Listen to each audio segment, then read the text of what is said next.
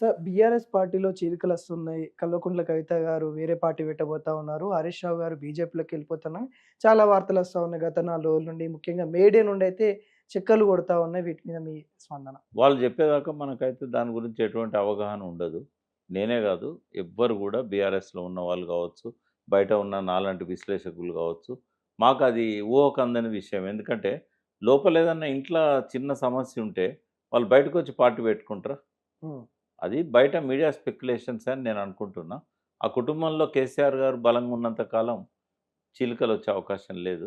వేరే పార్టీలొస్తాయని నేనైతే అనుకోవట్లేదు. సార్ తెలంగాణ రావడంలో ఆర్టీసీ సంస్థ చాలా అప్పుడున్న తెలంగాణ కోసం కొట్లాడింది ఆర్టీసీ సంస్థ. తరతరాలుగా ఇప్పటికి కూడా సమ్మెలు ఇప్పుడు ఈ రోజు కూడా సమ్మెకు పిలుపునిచ్చింది. ఎలా వస్తా ఉన్నారు?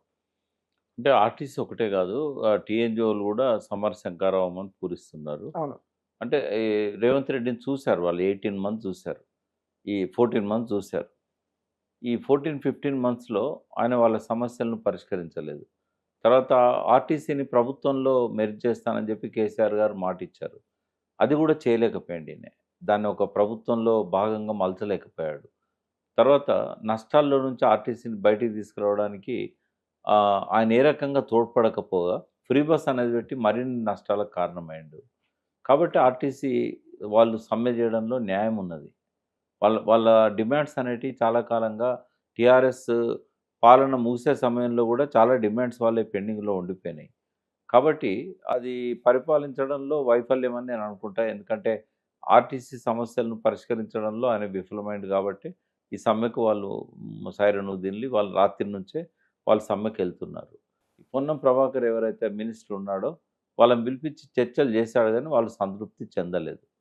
అట్లాగే టీఎన్‌జీఓలు గూడా వాళ్ళ డిమాండ్స్ మీద వాళ్ళు త్వరలో సమ్మెకు పోతామని జెప్పేసి టీఎన్‌జీఓలు అందరూ గూడా వాళ్ళు మళ్ళీ అల్టిమేటమ్ ఇచ్చారు. బట్ వాళ్ళ సమస్యలను గూడా ఆయన పరిష్కారం చేయడం లేదు. సరే ఇప్పటిదాకా ఏదో ఫస్ట్ తారీఖు నాడు వాళ్ళకి జీతాలెయొచ్చు. ఇతర సెక్టార్‌లలో పనిచేసే వాళ్ళకి 18వ తారీఖు జీతాలొస్తున్నాయి. కొందరికి నెలైనా గూడా జీతాలొస్తలేవు. బట్ రాబోయే రోజులల్లా ఈ టీఎన్‌జీఓల పరిస్థితి గూడా అట్లాగే అయితది. వాళ్ళకు గూడా వెంటనే జీతాలొచ్చే పరిస్థితి వాళ్ళకు గూడా కనబడతలేదు. కాబట్టి రాబోయే రోజుల్లో అన్ని వర్గాల ప్రజలు గూడా రియాక్ట్ అయ్యి ఎదురు తిరిగే పరిస్థితొస్తది. నాకు తెలిసి బహుశా రేవంత్ రెడ్డి ముగింపు ఎట్లుంటదంటే, శ్రీలంకలో ప్రజలంతా గూడా అక్కడున్న పరిపాలకుల ఇండ్లను ముట్టడి జేసి, రాత్రికి రాత్రి పారిపోయేటట్టు జేశారు. భారతదేశంలో ఇప్పటివరకు ఏ ముఖ్యమంత్రి మీద అటువంటిది జరగలేదు. బట్ మొదటి ముఖ్యమంత్రి రేవంత్ రెడ్డి అయితాడేమో. ఎందుకంటే ఏ ప్రజలు కూడా సాటిస్ఫై లేరు. అందరూ కూడా ఏదో ఒక రోజు ఇంటి మీదకొచ్చి తిరుగుబాటు చేసి ఈ పోలీసులు వాళ్ళని ఆపలేరు. సీఎం రేవంత్ రెడ్డి స్వయంగా మీరెవరికి సమ్మెలకు వెళ్ళకండి. మేముంటాము. మీ ఏంట ఖచ్చితంగా ఖజానా ఇదుంది. మీకే ఇస్తాను నడిపియండి అని మాట్లాడినా గానీ, అక్కడ కార్మికులు సమ్మెకెళ్తా ఉన్నారు. ఇలా ఎలా చూస్తా ఉన్నారు? అంటే గాలి మాటలు. రేవంత్ రెడ్డి మీద నమ్మకం పోయింది వాళ్ళకి. కాబట్టి ఆయన ఎన్ని అప్పీల్లు చేసినా కూడా వాళ్ళు ఆయన మాట వినరు. ఆయన వాళ్ళని కూర్చోబెట్టుకొని వాళ్ళ డిమాండ్స్ కొన్ని పరిష్కారం చేసినట్టయితే, ఇంకా కొన్ని డిమాండ్స్ కోసం వాళ్ళు టైం ఇస్తారు. కానీ ఇక ఈయన పరిస్థితి చూస్తే ఈయన ఏం చేసేట్టు కనబడతలేదు. ఇంకా మా జీవితాలు అధోగతి పాలైతాయి. రాబోయే రోజుల్లో ఫస్ట్ తారీఖు కూడా జీతాలు రావు అనేది వాళ్ళకి అర్థమైపోయింది. సో, మీరు గత కొద్ది రోజులుగా సీఎం రేవంత్ రెడ్డిని కొన్ని కొన్ని వ్యాఖ్యలు చేశారు. ఆ వ్యాఖ్యలు ఎందుకని అంతగానో నాకు గూడా డీప్‌గా వెళ్తా నాకు ఉన్నారు. గూడా మంచిగా అనిపిస్తలేదు.